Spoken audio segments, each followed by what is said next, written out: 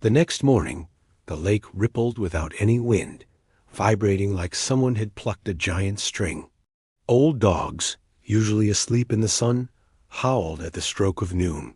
Inside the abandoned shack, a rusted radio with no power, no batteries, nothing flickered on by itself. It started whispering numbers, static-filled sequences that didn't belong to any known station. The boogeyman was still there, riding the after-echo of the night before, stitching worlds together with static and a steady groove. Far above, Zero Antarctica watched from orbit. His craft was perfectly hidden, tucked behind a fold in space-time. The Ozarks always fascinated him. Other planets had harmony, sure, but none had memory like this place. These old mountains remembered everything: the great floods, forgotten wars, the hushed footsteps of bootleggers, and desperate prayers muttered into the dirt. His ship's resonance engine translated all of it into music, a sound so heavy, so dense with history, it was impossible to play alone. That's why he kept coming back. This time, he descended slower. Down in the woods, the hillbilly guitar dude had gathered an audience, though he hadn't meant to. People just wandered in from the trees, like sleepwalkers.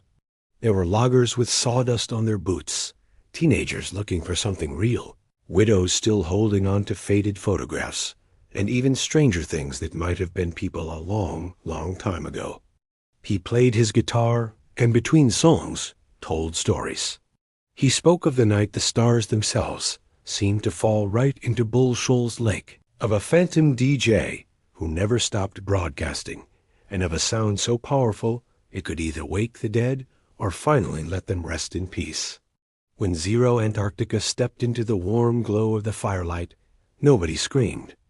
It was strange, but they recognized him, not as an alien invader, but as the missing piece of the song.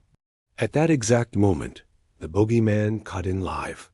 His ghostly voice boomed through every radio, every baby monitor, and every CB in 3 whole counties.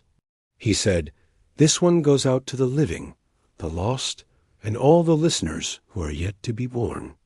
The jam session that followed wasn't just music. It was a map. Each note seemed to bend time itself, and every rhythm opened a door to somewhere else. Ghosts that had been wandering for centuries suddenly found their names again, whispering them on the breeze. The living in the clearing remembered who they were before the world had worn them down, before heartaches and hard times. And somewhere, far, far away, in a place beyond our understanding, something ancient and powerful listened in and started taking notes. When dawn broke, painting the sky in shades of pink and orange, the alien left a gift. He buried a fragment of his own instrument deep beneath the old shack. It hummed softly in the earth, a perpetual engine translating the land's memory into an endless, beautiful sound. The boogeyman faded back into the static between stations, and you could almost hear him smiling.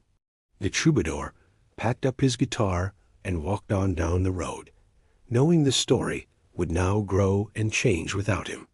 And that's how Bull Shoals got its legend. They say the woods can sing now. They say the radio still broadcasts on nights when the fog glows with a faint blue light. They say a hillbilly with a guitar, a ghost DJ, and an alien from the stars once played a song so true, it bent the universe just enough to let a little piece of Arkansas touch the stars. And if you go there and you listen closely, I mean really, truly listen, you can hear it. The Ozarks are still playing that song. Thanks for listening, and don't forget to subscribe for more stories.